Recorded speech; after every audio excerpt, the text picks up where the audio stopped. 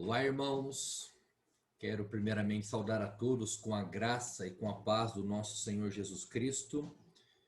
Dizer que é uma alegria nós estarmos aqui mais uma vez para continuar a nossa jornada, a nossa caminhada, onde estamos considerando sobre a antropologia bíblica e mostrando, como que essa visão cristã a respeito do homem ela é importante para que nós tenhamos um conhecimento correto de quem nós somos, porque nós somos assim, para que fomos criados e para onde nós estamos indo.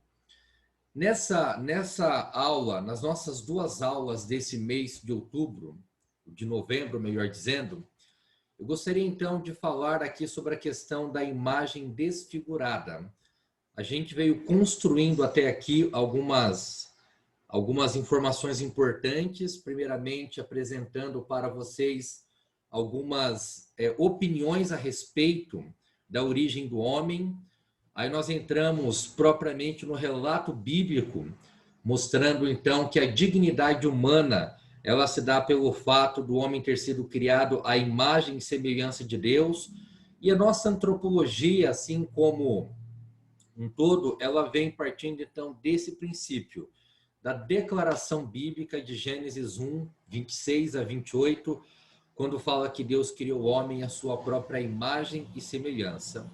Nessa linha de raciocínio, a gente viu então o significado dessas expressões, mostrando em que sentido nós somos semelhantes a Deus, falando ali particularmente de algumas características, como, por exemplo, a questão da pessoalidade, a questão de sermos pessoas espirituais, falando sobre a questão da inteligência, da racionalidade, e mostrando que esses são os elementos, então, alguns dos elementos que demonstram esse ensino bíblico de que fomos criados à imagem e semelhança de Deus. Sempre tomando muito cuidado para não cair no erro de divinizar o homem, como se o homem fosse um pequeno Deus por ser semelhante a Deus. Ali até no livro dos Salmos, de número 8, tem uma expressão muito interessante que fala que nós somos criados um pouco menor do que Deus. É claro que a intenção de Davi naquele contexto já era demonstrar a sua visão coerente com o texto de Gênesis, demonstrando que o ser humano é realmente um ser digno, superior às demais criaturas por causa dessa imagem, mas que isso não significa de fato que o homem é um pequeno Deus e que deva por isso receber algum tipo de adoração, algum tipo de louvor. Muito pelo contrário. Deus nos criou nessa condição exatamente para que a gente tivesse condições de cumprir o propósito que ele determinou para nós. Inclusive, a gente vai falar um pouco sobre isso nessa primeira aula. A gente vai entrar, então, aqui na questão da imagem desfigurada.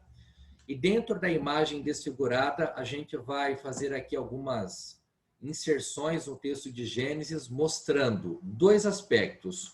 Primeiro, o propósito para o qual Deus criou o homem à sua imagem, e o contraponto mostrando o que o pecado fez, de tal maneira que o homem, então, ele se tornou totalmente o oposto do propósito principal, tá certo? Então, nessa primeira aula, a gente vai estabelecer aqui alguns princípios gerais, e na segunda aula, com a graça de Deus, a gente vai entrar de maneira mais específica nos efeitos do pecado na imagem humana. Muito bem. Dentro das nossas considerações introdutórias, eu sempre gosto de fazer aqui algumas questões introdutórias para a gente poder ter um fundamento, especialmente de outras visões a respeito daquilo que nós vamos considerar. Então, dentro das questões introdutórias e dentro dessas visões que são apresentadas, encontramos alguns pensadores que não creem nas Escrituras e nem na existência de Deus. Eles concordam que o homem tem inclinações para o mal, contudo, essa inclinação é vestígio da antiga condição animal. Dentro dessa visão que nós encontramos, que é uma visão totalmente anticristã, as pessoas até admitem e até reconhecem que o ser humano ele tem uma inclinação para o mal. Ele só não consegue entender de onde vem essa inclinação.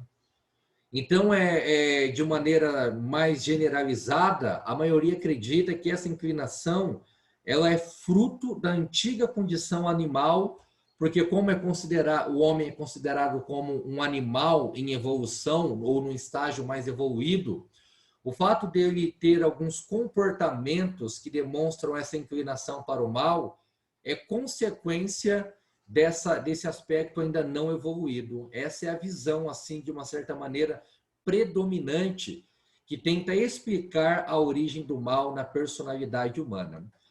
Os gnósticos, por exemplo, que é uma linha de pensamento marcada especialmente pelo dualismo, que acredita basicamente que o mundo ele é dividido em duas realidades opostas.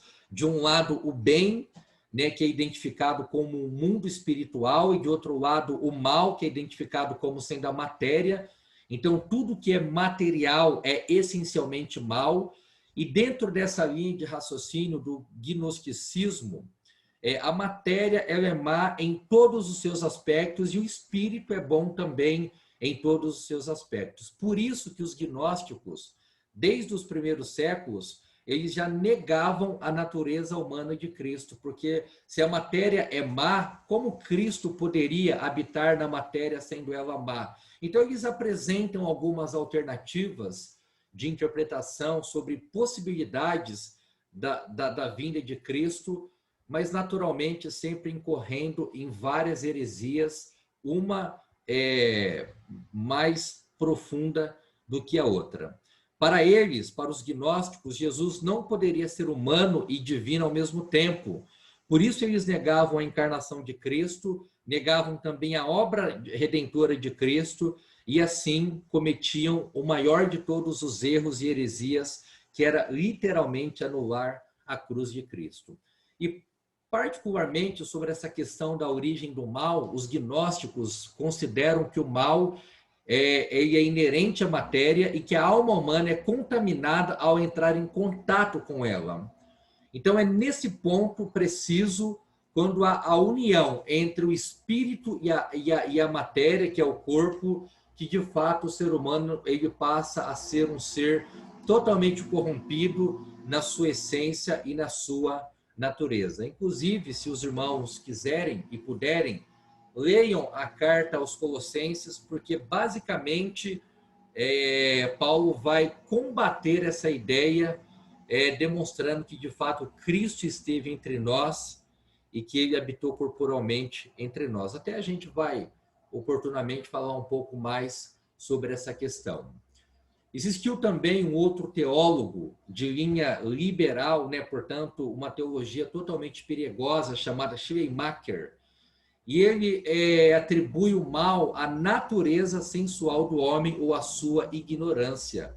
De uma certa maneira, talvez até influenciado pelo darwinismo, ou melhor, de uma certa maneira até influenciado pelas visões psicológicas, especialmente freudiana. Então ele chega a essa conclusão de que os aspectos negativos do homem eles são explicados a partir de uma perspectiva sexual, talvez de um trauma, talvez de alguma situação que tenha acontecido na infância, dentro desse aspecto sensual ou sexual, ou a natureza, ou a ignorância mesmo.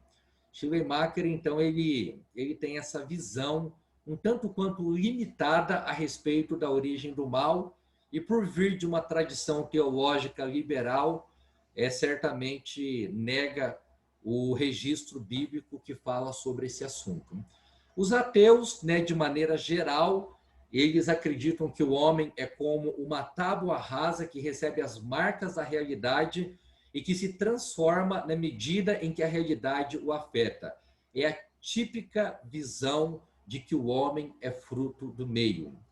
Boa parte da literatura, de modo geral, ela parte dessa perspectiva que o que corrompe o homem não é a sua inclinação natural para o mal, mas é alguma influência externa. Então ele nasce numa posição de neutralidade, como uma tábua literalmente rasa, e as impressões da vida, quanto mais dolorosa e quanto mais sofrida, ela vai então impregnando nessa natureza humana a maldade e a perversidade. Essa é uma visão bastante típica, não somente no meio dos ateus, mas da sociedade de um modo geral. É assim que se vê. Tem até um livro muito interessante da literatura brasileira, se não me engano, escrito por José de Alencar, o Cortiço, e ele descreve um cenário de como as pessoas são transformadas dependendo do ambiente em que elas vivem. Bom, nós, naturalmente, não cremos nessa visão, porque, primeiro, porque ela é totalmente contrária ao que a Bíblia ensina. Segundo, porque é uma visão limitada e ela não explica, de fato, de maneira consistente, a origem do mal. Então, nós vamos mais uma vez fazer aqui algumas considerações a respeito da doutrina da criação e da queda e fazendo aqui alguns apontamentos que vão nos ajudar a entender em que momento da história o mal veio realmente para perverter a boa criação de Deus.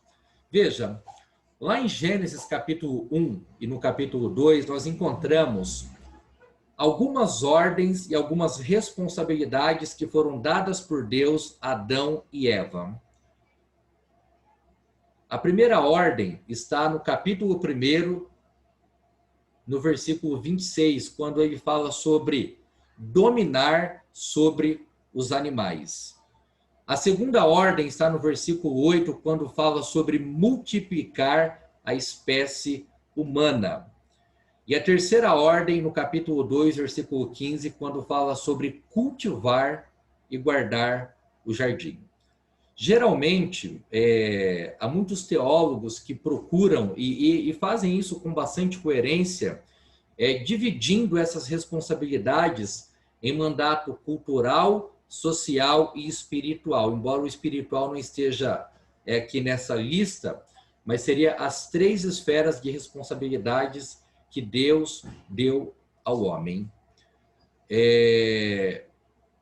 Mas é importante a gente considerar, então, essas ordens dentro de uma visão talvez um pouco diferente para aquilo que é convencional. Bom, por que eu digo que ela não é uma visão tanto quanto convencional? Porque ela é uma área da teologia que está sendo desenvolvida, de certa maneira, mais recentemente. E essa visão que tem sido desenvolvida ou que tem recebido uma ênfase maior mais recentemente, ela olha para o relato bíblico de Gênesis e identifica o Jardim do Éden como se fosse um templo e identifica a função do homem como se ele fosse um sacerdote.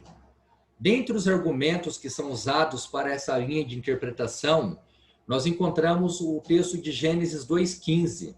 Essa palavra que é traduzida por cultivar e guardar, ela é geralmente usada no contexto dos deveres sacerdotais, onde o homem era colocado como um sacerdote, e se ele ocupava essa função de sacerdote, então, consequentemente, o jardim era visto como um templo.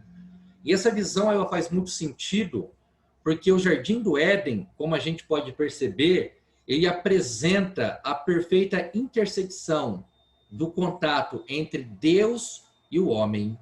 E é muito curioso a gente perceber como que era essa relação de harmonia, de perfeição, de vida e de amor. Outro argumento em favor dessa visão está relacionado com o 7º dia da criação.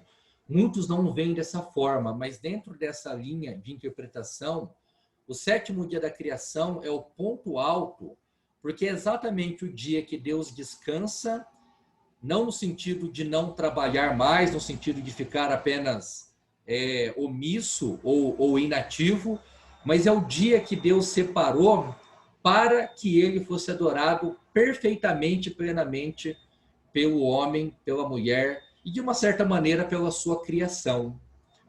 Adão e Eva deveriam trabalhar durante os 6 dias e no 7º dia deveriam consagrá-los e santificá-los ao louvor de Deus. É claro que todos esses elementos do domínio, da multiplicação da espécie e do guardar o jardim, eles são importantes, mas o principal envolvia o chamado para adoração. Dentro do contexto da doutrina da criação, o que nós encontramos é o princípio da adoração como sendo o elemento mais importante da finalidade para o qual o homem foi criado, que é o que nós podemos chamar de propósito doxológico. O grande propósito de Deus antes da queda era encher a terra da sua própria glória. E como que o homem faria isso?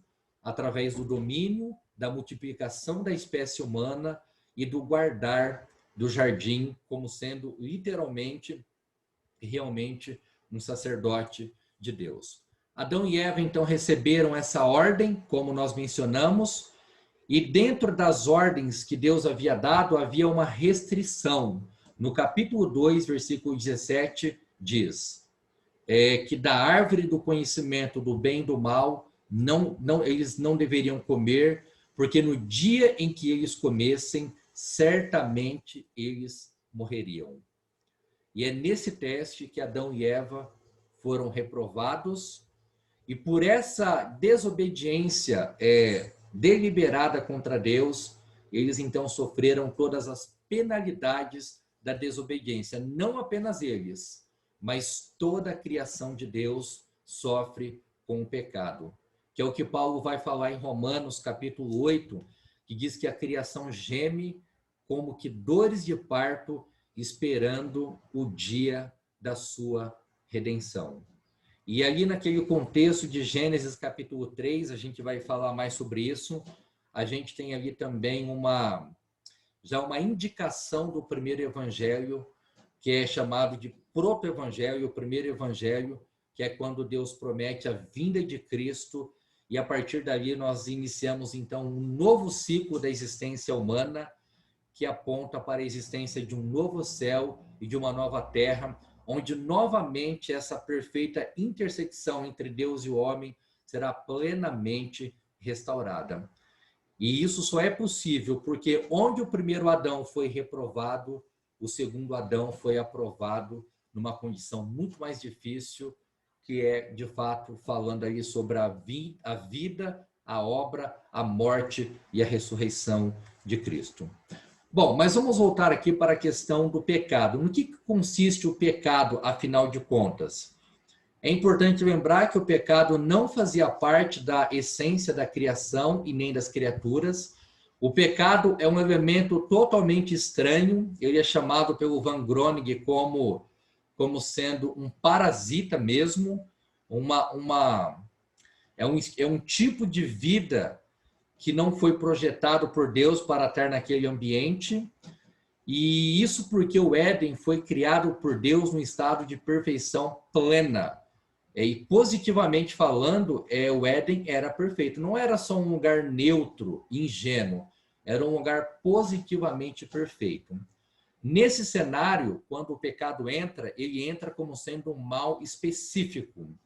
Ele é um ato moral que todo homem, em sua consciência, sabe que o praticou. Aqui já está fazendo uma afirmação um pouco mais genérica, um pouco mais geral, mas o pecado de Adão e Eva consistiu numa desobediência específica. E a partir dessa desobediência específica, que era, na verdade, uma quebra de uma ordem clara dada por Deus, então isso fez com que todos os seres humanos, a partir de então, seguissem por esse caminho da desobediência. Mas a ênfase desse ponto é que quando uma pessoa ela quebra a lei de Deus, de uma certa maneira, ela está também cometendo mal específico de maneira consciente, porque a sua consciência foi projetada para saber o que é certo e o que é errado. É claro que o pecado ele prejudicou essa percepção, mas ele não retirou essa percepção de maneira total. Lá em Romanos capítulo 12, Paulo vai ensinar no verso 14 a 16 que a lei de Deus está escrita na consciência humana e que essa consciência moral ela é um tribunal que acusa o homem quando ele erra e que o defende quando necessário. E é com base nessa consciência que os ímpios serão julgados. Alguém pode dizer, ah, pastor, mas muita gente morre sem ouvir o evangelho. É verdade. Mas mesmo que uma pessoa não tenha ouvido o evangelho, ela tem uma consciência moral que será suficiente para a sua condenação, caso ela não tenha crido no Senhor Jesus Cristo. E aqui nós entramos na questão do pecado como a transgressão da lei de Deus. É um outro elemento importante que foi caracterizado pelo pecado de Adão e que é também recorrente em toda a sua descendência. A lei de Deus revela a sua vontade e o seu padrão de santidade exigido para que o homem possa viver. Mas quando Adão e Eva pecaram, na verdade eles transgrediram essa lei e essa é a melhor definição de pecado. Além de errar o alvo, é uma transgressão direta à lei de Deus. Se existe a lei, é porque existe um legislador, que é o Senhor. E se existe o pecado, é porque essa lei, estabelecida por esse legislador, ela foi contrariada e, no caso de Adão e Eva, foi feito de maneira consciente e deliberada.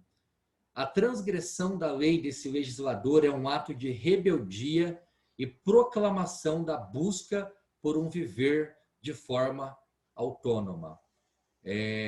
Essas considerações, então, são para mostrar como que o pecado, ele de fato foi uma transgressão da lei de Deus, que foi claramente estabelecida em Gênesis 2:17.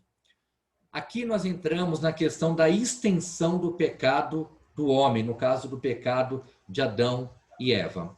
Veja, a gente viu no módulo passado que o homem foi criado, o homem e a mulher foram criados perfeitos para que refletissem a presença de Deus, reproduzissem a presença de Deus e representassem a presença de Deus em todas as esferas da criação. Na esfera cultural, está escrito errado aí, mas é cultural, na esfera social e na esfera espiritual.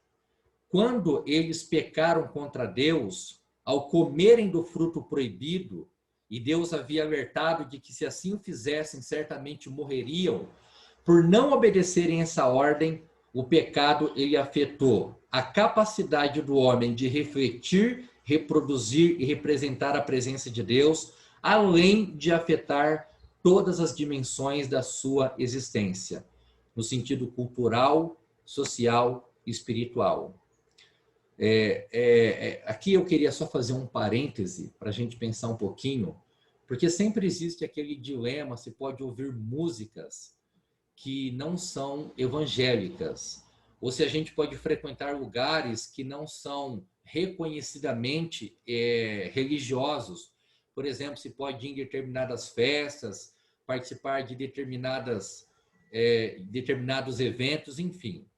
Por que isso acontece? Por causa de uma visão distorcida do propósito de Deus na criação. Quando Deus criou o Adão e Eva e colocou no jardim, a intenção de Deus é que eles desenvolvessem a cultura, os relacionamentos, e claro que tudo isso debaixo de uma perspectiva espiritual, visando adorar e glorificar o nome de Deus. Mas quando o pecado corrompeu essas esferas da nossa existência, então ele trouxe todos os tipos de prejuízos possíveis.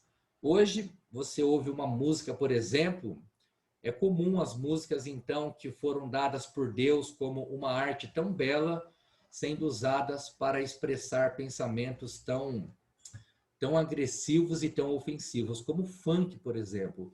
O funk é uma demonstração vívida e clara de uma arte totalmente distorcida e até mesmo podendo ser considerado como algo repulsivo para os ouvidos de um cristão. porque é uma música que não tem melodia, que não tem letra, que não tem coerência, é uma música que não produz uma reflexão.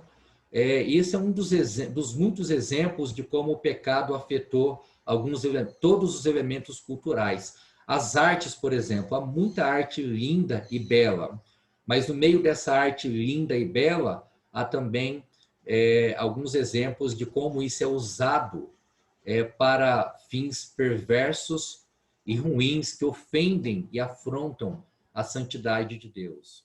Eu só quis fazer essa observação para que os irmãos percebam que o mundo não está dividido em duas esferas, a esfera de Deus e a esfera do mal, a esfera do bem e do mal, a esfera de Deus e do diabo, muito pelo contrário.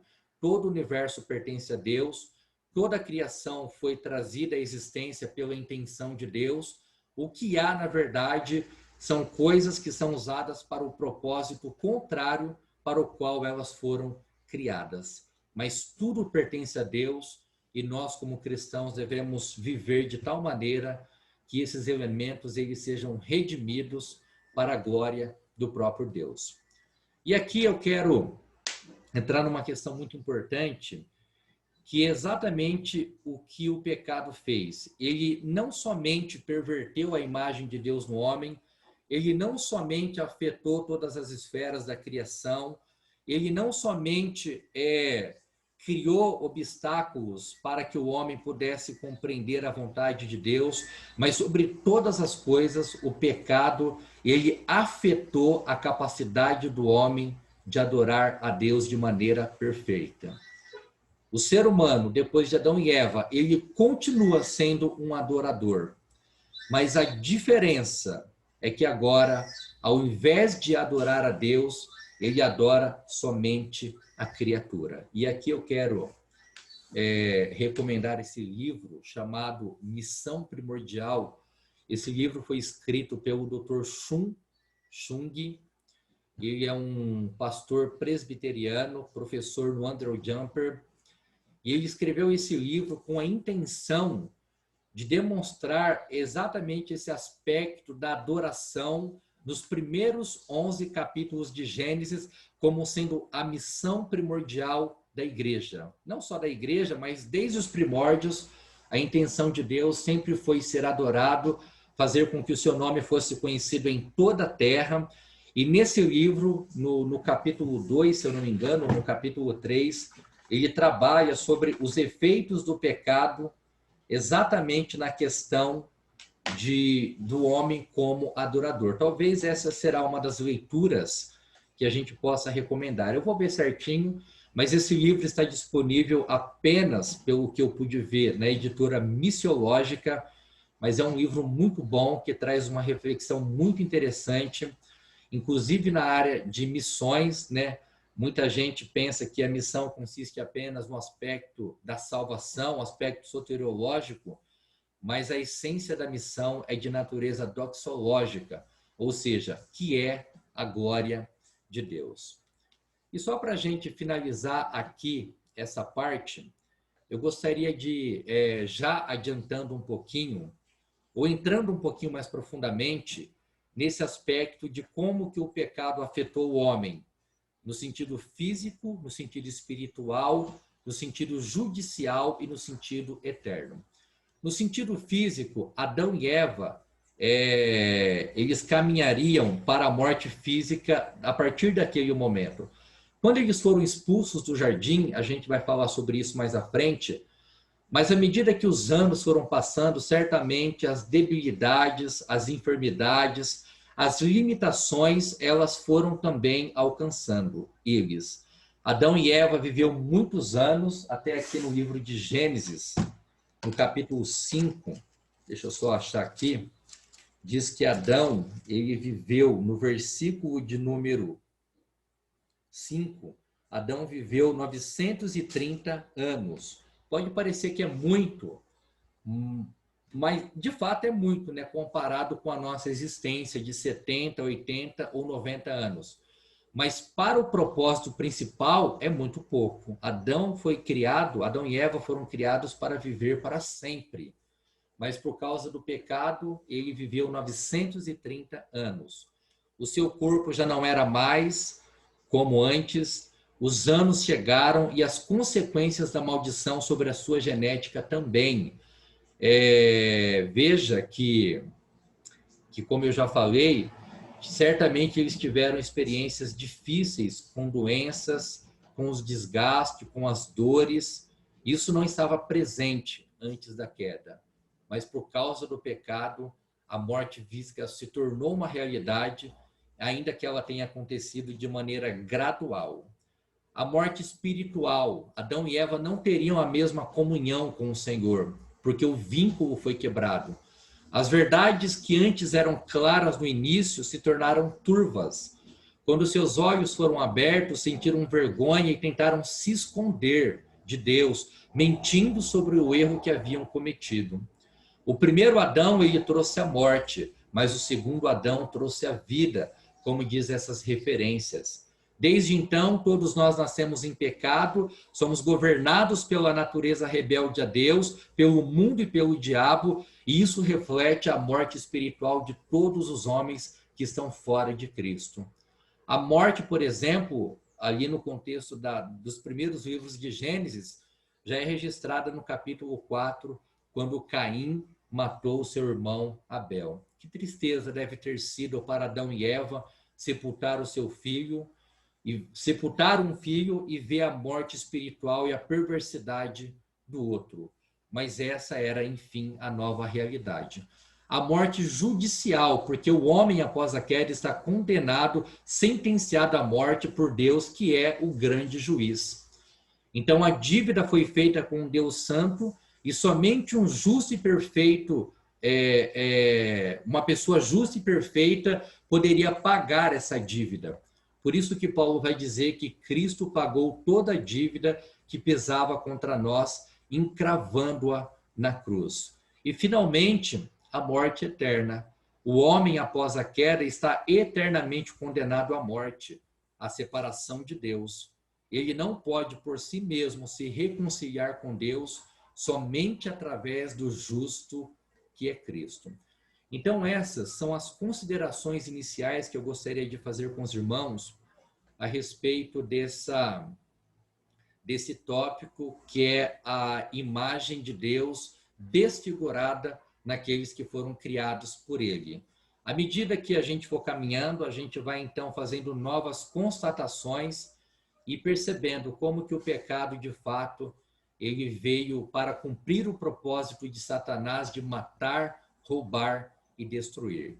Nesse ponto, a gente vai, então, dar essa ênfase, e até aqui a gente deu essa ênfase do pecado de maneira mais geral, entrando na criação de Deus, mas na próxima aula a gente vai considerar, então, de maneira mais específica, como que o pecado afetou a imagem de Deus e como que, de fato, ele rompeu aquele vínculo de vida que existia até então.